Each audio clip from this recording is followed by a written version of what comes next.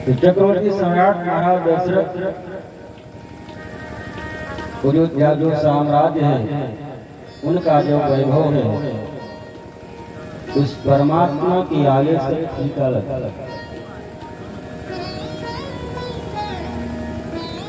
आनंद नहीं ब्रह्मा नंद में डूब गए चक्रवर्ती सम्राट महाराज दशरथ।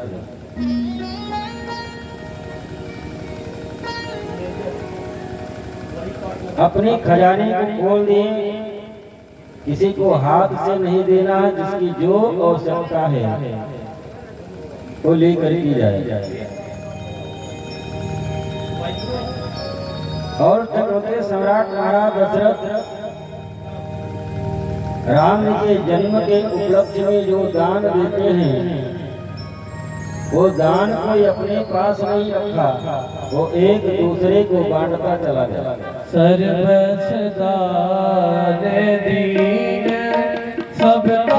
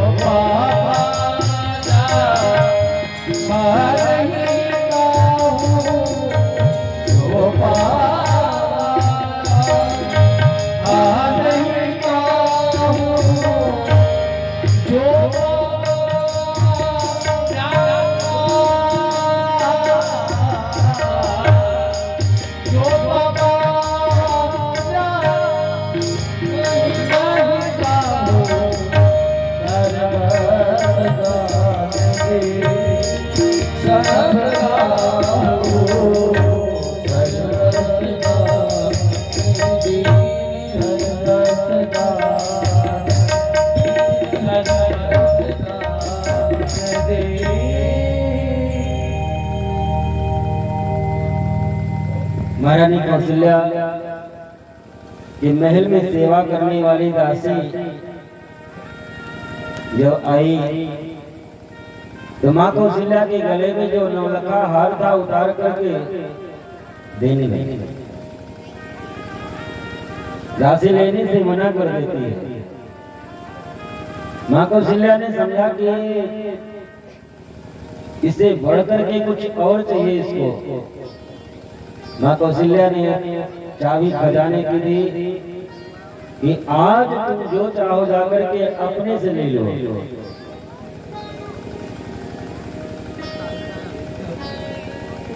दासी ने कहा कि धन संपत्ति वैभव की अब इच्छा नहीं। अरे आई बाहर हंसते हंसते हो अवला सरकार हंसते हंसते हो आई बाहर हंसते हंसते हो अवला सरकार हंसते हंसते आई बाहर हंसते हंसते हो अवला सरकार हंसते हंसते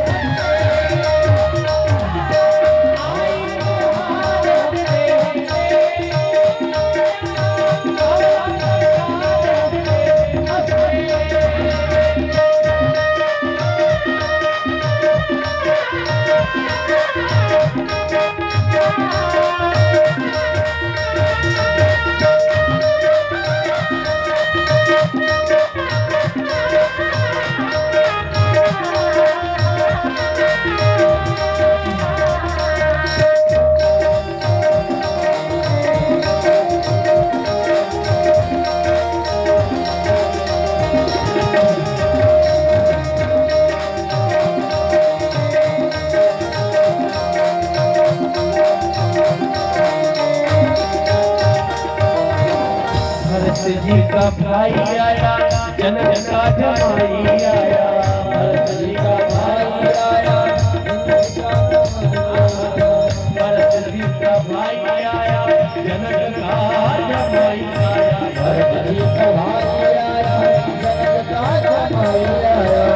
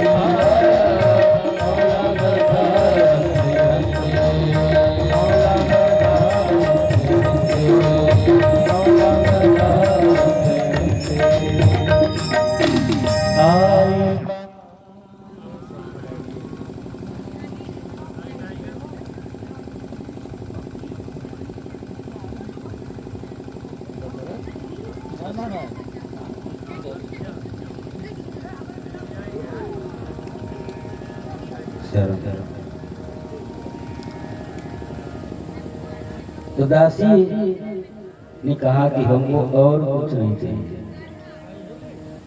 यदि आप लेना ही चाहते हैं तो अपनी लाला को थोड़ी देर के लिए हम हमारी गोदी में डाल। दासी राम जी को अपनी गोदी में लेती है और अपने जीवन को धन्य बनाती है। गृह गृह बाज बधाओ शुभ प्रगटे सुसमाकल हर संबंध सब जाता नगर नारी नर वृंद। अवधि में जब राम जी अवतरित होते हैं तो चक्रवर्ती सम्राट यहाँ उत्सव तो मनाया ही जा रहा है, लेकिन अवध में जितने भी निवास करने वाले हैं, जितने भी अवधवासी हैं, सबको यही लग रहा है कि राम जी का जन्म हमारे घर में हुआ। सबको यही लगता है कि राम चक्रवर्ती सम्राट दशरथ के नहीं के यहाँ नहीं, हमारे ही यहाँ जन्म लिए। हर घर में बधाई बज रही है, हर घर में लोग जन्म उत्सव मना रहे हैं और अवध में इस प्रकार से जन्म उत्सव मनाया गया, इतनी अबीर उड़ी कि संपूर्ण अवध में अंधियारा जैसा छा गया। प्रभु ने मिलन आई जनुरा दिन का समय था, लेकिन फिर भी लगता है इतना अबेर उड़ाया गया। इस प्रकार से मग्न होकर के सब जन्म का उत्सव मनाए अवध के वासी की मालूम पड़ता है कि रात्रि भगवान से मिलने के लिए चली थी। और कौतुक देखी पतंग बुलाना कौतुक देखी पतंग बुलाना एक बात तेरी जात न जाना एक बात तेरी जात न जाना। बाबा गोस्वामी तुलसीदास महाराज लिखते हैं कि भगवान जब इस धरातल पर अवध के धरातल पर अवतरित हुए तो प्राकृतिक व्यवस्था भी बदल गई। प्राकृत अपना नियम तोड़ दी। जो सूर्य भगवान निरंतर चलने वाले वो अवध में जब राम जी का जन्म हुआ, राम जी का दर्शन करने की लालसा में वो भूल ही गए कि हमको और आगे भी बढ़ना है।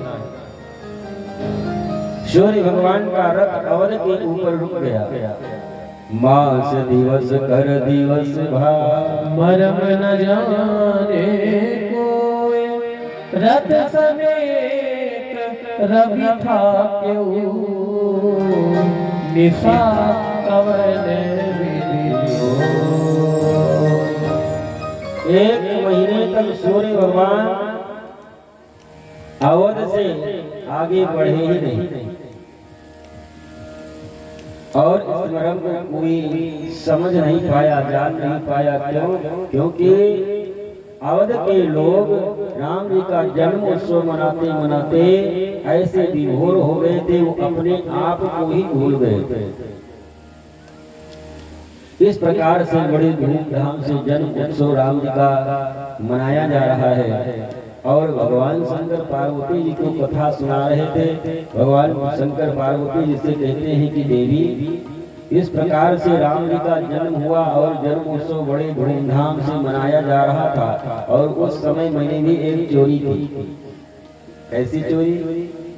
भगवान शंकर ने कहा हमने चोरी की। कौन सी? और एक कहानी चोरी और एक कहानी चोरी सुन भी जाती जगमग चोरी सुन भी जाती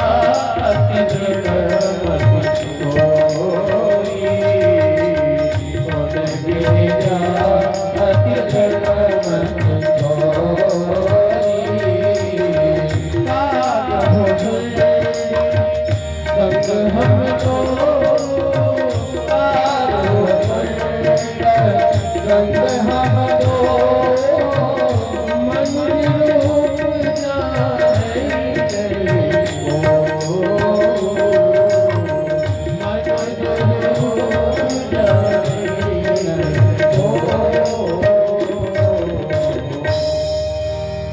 भगवान से कहे कि देवी, हम और कागभूषुंडी दोनों मानव का रूप धारण करके गए। हम भी अपने इष्ट देव का दर्शन किए थे। पार्वती मैया ने कहा कि यदि मैं वहां नहीं होती तो आपको दर्शन नहीं मिल पाता। आप ही गई थी। पार्वती मैया ने कहा जो दासी आपको महल में लेकर के गई थी वो मैं ही थी। क्योंकि भगवान राम का जन्म उत्सव जब मनाया जा रहा था तो इस ब्रह्मांड में जितने भी तीर्थ हैं सब भगवान राम के जन्म उत्सव में सम्मिलित होने के लिए आए। जितने भी ऋषि महर्षि हैं सब आए, सभी देवगण भी आए मानव का रूप धारण करके। और अवध के लोग ऐसे मग्न हैं वो अपने आप को ही भूले हैं तो उनको कौन क्या पता कि कौन आ रहा है कौन जा रहा है। और इधर भगवान शिव को भी जब ये लगा कि हमारे इष्ट देव पूर्ण परात्पर पार्वण परमेश्वर परमात्मा अब अवध में जन्म ले चुके हैं तो कैलाश पर्वत से उतर करके अवध की तरफ चल पड़े। साथ में काकभुसुंडी जी को ही लिए भगवान शंकर मन में विचार करने लगे कि यदि वास्तविक रूप में मैं अवध में चलूंगा तो दर्शन तो हो नहीं पाएगा। तो भगवान शिव ज्योतिषी का रूप धारण किए और काकभुसुंडी जी उनके चेला बने। लेकिन अवध गुरु चेला अवध में तो पहुंच गए, लेकिन महल में प्रवेश करे तब तो दर्शन हो। महल में अंदर सब जन उत्सव मनाने में लगे हैं, भीड़ लगी है, चारों तरफ भीड़ है। और जब महल में प्रवेश करना चाहते हैं भगवान शिव तो धक्का लगता है, सीधे महल के बाहर आ जाते हैं। और इस प्रकार से कई दिन व्यतीत हो गए, लेकिन राम जी का दर्शन भगवान शिव को प्राप्त न हो पाए। सरयू जी के किनारे आकर के बैठ करके आंखों में आंसू भर करके भगवान शिव राम जी से प्रार्थना करने लगे कि हम तो कैलाश पर्वत से उतर करके तो आ गए आपका दर्शन करने, लेकिन आपके जन्म उत्सव में इतनी भीड़ है कि मैं महल में प्रवेश लगता है पाऊंगा नहीं। यदि अब आप ही की कृपा होगी तो आपका दर्शन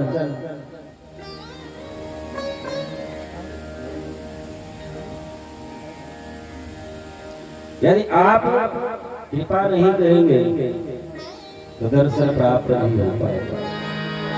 आज अयोध्या की गलियों में झूम जोगी मतवाला, अलग निरंजन खड़ा पुकारे देखा दशरथ लाला। ओम नमः शिवाय, हरि ओम नमः शिवाय, ओम नमः शिवाय, हरि ओम नमः शिवाय।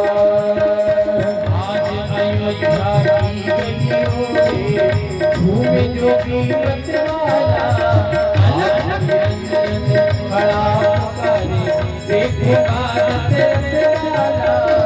ओम नमः शिवाय, हरि ओम नमः शिवाय, ओम नमः शिवाय, हरि ओम नमः शिवाय।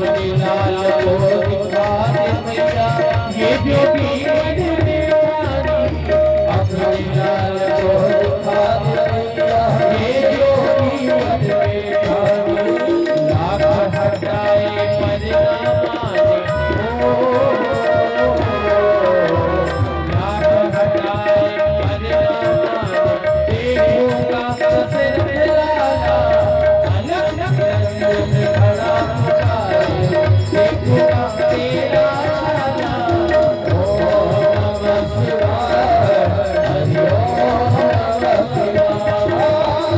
ओम नमः शिवाय, हरि ओम नमः शिवाय। हरि ओम नमः शिवाय, हरि ओम नमः शिवाय।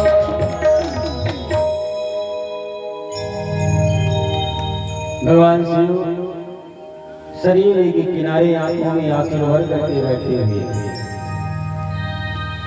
इधर राम की लीला करते हैं, रोना प्रारंभ कर दिए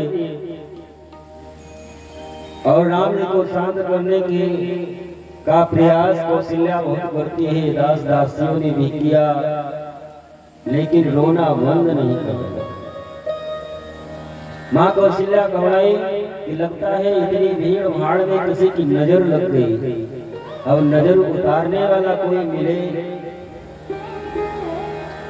नजर उतारने वाले को ढूंढने के लिए सब दास दासियां बाहर निकले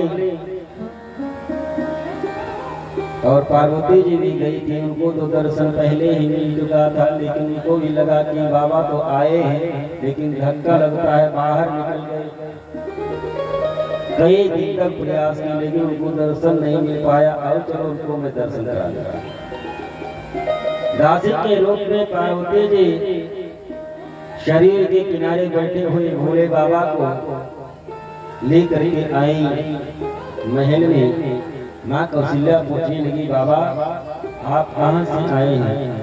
हम कैलाश पर्वत से आए और आपके साथ में ये हमारा चेला है, क्योंकि अब मैं वृद्ध हो चुका हूँ। कहीं हाथ वाथ देखना होता है तो ये देखता है, फलादेश में करता है। आपको कुछ झाड़ फूक आती है, हमको लगता है कि हमारे राम जी को नजर लग गई है, आपको नजर उतारने आती है। भगवान शिव ने कहा कि ये हमारे तो कुल खानदान की परंपरा है, हमारे आजा परवाजा भी यही करते चले आए। नजर हम उतारते नहीं, केवल हम देख लें नजर अपने आप उतर जाती है। देखो ना, केवल हम देखे शांत हो गए। लेकिन यदि आप इनको हमारी गोदी में दे दें तो फिर जीवन में कोई नजर नहीं लगेगी। कौशल्या जी के गोद से अपने बाल रूप का जिनका निरंतर भगवान शिव स्मरण करते हैं, ध्यान करते हैं, उनको गोदी में प्राप्त करके भगवान शिव आज अपने को धन्य मान रहे हैं। आंखों में प्रेम आंसू भगवान के कोमल कोमल चरण को सहला रहे हैं।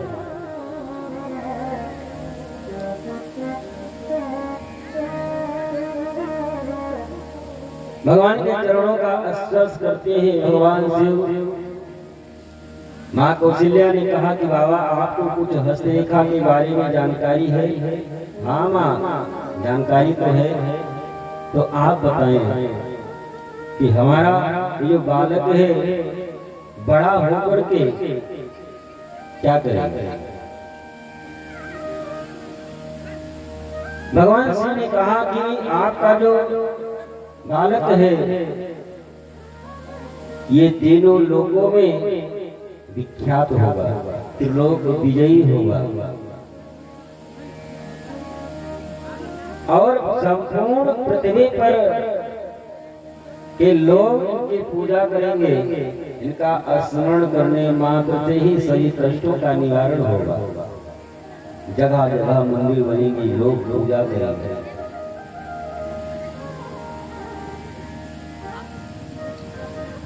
लेकिन माताओं को बेटे की विवाह के पहले पड़ी रहती है।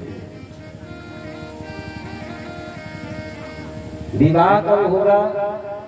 भगवान शिव ने कहा कि पूरब से एक बाबा जी आएंगे दाढ़ी वाले और वो लेकर के जाएंगे। माँ कौशल्या ने कहा कि बाबा जी दान दक्षिणा क्यों पड़ गई है तो और बढ़ा करके दे, ऐसा मत बोलो कि कोई बाबा हमारे बालक को लेकर की जाए। भगवान शिव ने कहा माता थोड़ा धीरज तो रखो, पूरी बात तो सुनो पहले। पूरब से एक बाबा जी आएंगे, लेकर के जाएंगे और उधर से बहू को भी साथ में लेकर के आएंगे। तो बड़ी अच्छी बात है, ठीक है बाबा जी ले जाए, उधर से साथ में बहू ले लाएं तो बड़ी अच्छी बात है। और राज तिलक कब होगा, कैसे होगा, भगवान शिव अब मन में विचार करने लगे। अब मैं कैसे बताऊं कि राज तिलक के पूर्व इनको 14 वर्ष का वनवास था। ये बात माँ को बता देंगे तो इनको बड़ा कष्ट होगा। भगवान शिव ने कहा झूठ तो बोल नहीं सकते। भगवान शिव ने कहा कि माता हम कभी फिर आएंगे तब देख करके बता देंगे, क्योंकि अभी राज तिलक वाली रेखा बनी नहीं है। भगवान शिव अपने इष्ट देव का दर्शन किए। सभी देवगण भी भगवान का दर्शन करने करके सब अपने अपने धाम को चले गए। भगवान शिव कैलाश पर्वत को वापस लौट करके गए और भगवान राम का जन्म उत्सव बड़े धूमधाम से मनाया गया। और जो ऋषि महर्षि हजारों वर्ष कठिन तपस्या करके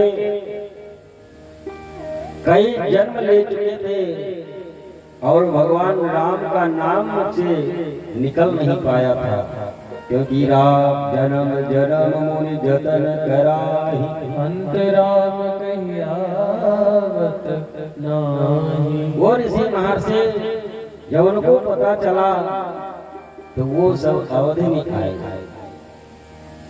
माँ कौशल्या देखती है कि आज दरवाजे पर बहुत बड़े बड़े संत महात्मा दरवाजे पर आकर के खड़े रहते हैं सुबह से शाम तक और वापस चले जाते हैं। ये कोई भिखारी तो नहीं हो सकते, मांगने वाले, इच्छा मांगने वाले तो नहीं हो सकते, क्योंकि देखने में तो ये ऋषि महर्षि लगते हैं। वो संत महात्मा जब आते हैं, चकोटे सम्राट महाराज दशरथ के महल के बाहर खड़े होते तो मन में यही विचार करते कि हम लोग घर द्वार छोड़ करके आपको प्राप्त करने के लिए जंगल में हजारों वर्ष से मैं पड़ा हूँ, कठिन तपस्या कर रहा हूँ, लेकिन धन्य तो एक गृहस्थ आश्रम ही है जिनके यहाँ आप छोटे से बालक बन करके आए।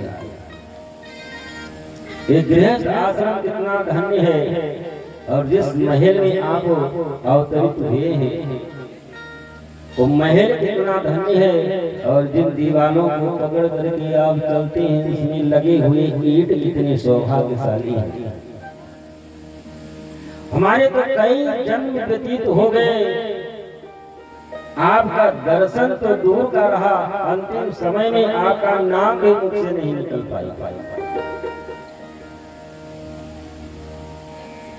एक दिन माँ कौशल्या इन महात्माओं को देखी बाहर निकल करके आई। महाराज आपको कुछ चाहिए?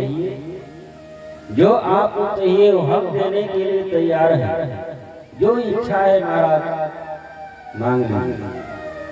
तो महात्मा लोग कहे कि और कुछ तो इच्छा नहीं है, लेकिन जो आपके यहाँ बालक जन्म हुआ है उसका एक बार दर्शन करा दो बस। राम जब इस धरातल पर अवतरित हुए तो इस पृथ्वी पर रहने वाले संपूर्ण जो जीव है सब आनंदित हो गए, सब आनंद विभोर हो गए। नामकरण संस्कार का जब समय आया, नामकरण कर अवसर जानी, नामकरण कर अवसर जानी, भूप होली मठ ये भूल ज्ञानी।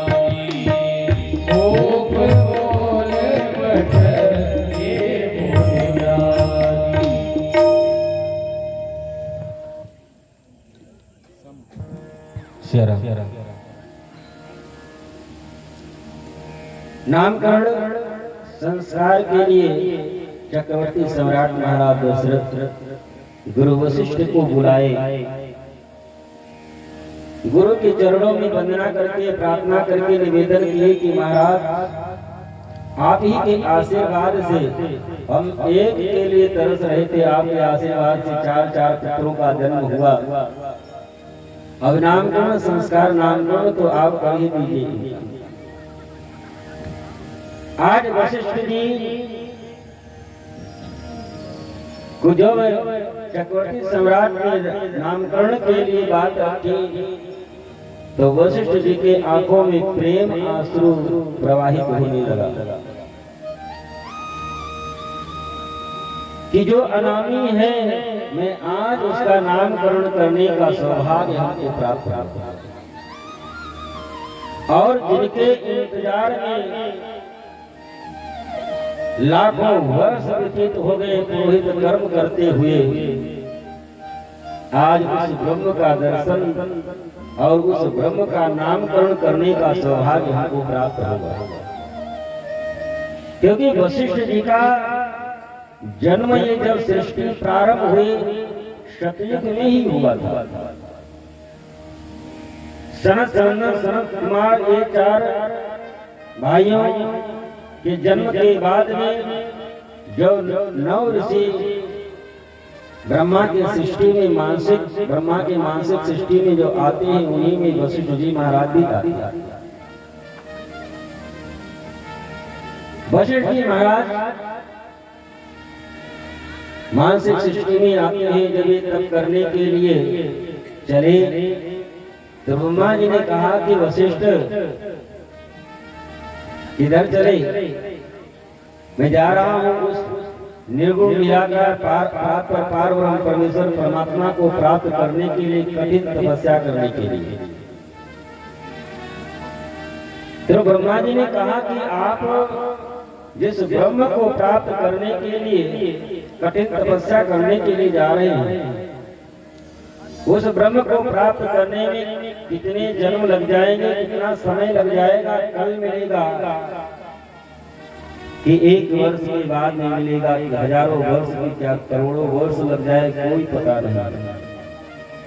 लेकिन एक उपाय मैं बताऊं, उस मार्ग पर चलो तो निश्चित रूप में उस ब्रह्म का दर्शन क्या उस ब्रह्म का सानिध्य भी आपको प्राप्त होगा। उस ब्रह्म को विद्या अध्ययन कराने का भी सौभाग्य आपको प्राप्त होगा और उस ब्रह्म का गुरु बनने का भी सौभाग्य आपको प्राप्त होगा। लेकिन उसके लिए आपको पुरोहित कर्म करना पड़ेगा। वशिष्ठ जी महाराज ने कहा कि पुरोहित कर्म तो बड़ा निंदनीय है। वशिष्ठ जी महाराज ने कहा कि पुरोहित कर्म बड़ा निंदनीय है, लेकिन भले ही निंदनीय कर्म है यदि ब्रह्म की प्राप्ति हो जाए, भगवत प्राप्ति हो जाए तो वो भी कर्म हम करने के लिए तैयार हैं। ब्रह्मा जी ने कहा कि आप पृथ्वी पर जाएं और चक्रवर्ती सम्राट के यहाँ आप पुरोहित का कर्म आप अपनाएं। सदयुग से लेकर के सदयुग पूरा व्यतीत हो गया। 32,64,000 वर्ष को ये सीधे सीधे सतयुग का बीता और त्रेता में भगवान अवतरित होते हैं। आज वशिष्ठ जी महाराज मन में विचार करते हैं कि लाखों वर्ष का इंतजार आज समाप्त हुआ। सभी वैदिक विद्वानों आचार्य के साथ में लिए महर्षि वशिष्ठ वेद मंत्र का उच्चारण हुआ। पूजन इत्यादि होने के बाद में नामकरण करने के लिए जो वशिष्ठ जी महाराज बैठे, सबसे पहले जो नामकरण करते हैं श्री वशिष्ठ जी महाराज।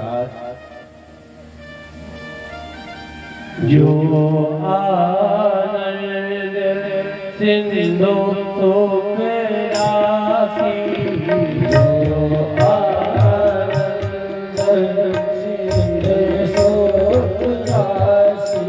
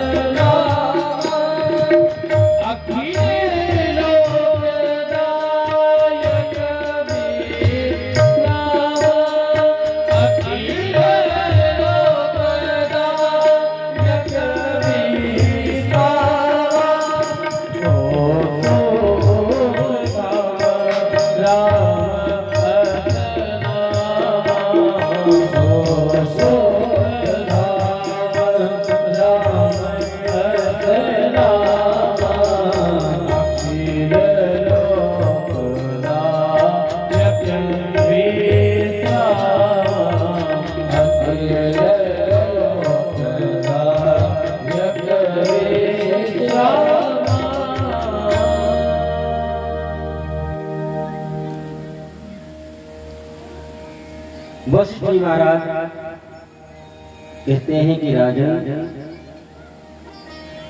ये बालक सबसे बड़ा आपका है, ये आनंद का सिंधु है, और उस आनंद के सिंधु से यदि एक बिंदु निकाल लिया जाए तो संपूर्ण सृष्टि के लोग हर प्रकार से सुखी संपन्न हो सकते हैं। और ये सुख का निधान है, सुख का धाम है, और सबके हृदय में रमण करने के कारण इनका नाम राम है। बोले श्री रामचंद्र भगवान की। और जो दूसरे नंबर की बालक हैं आपकी, विश्वभरण हम विश्वभरण को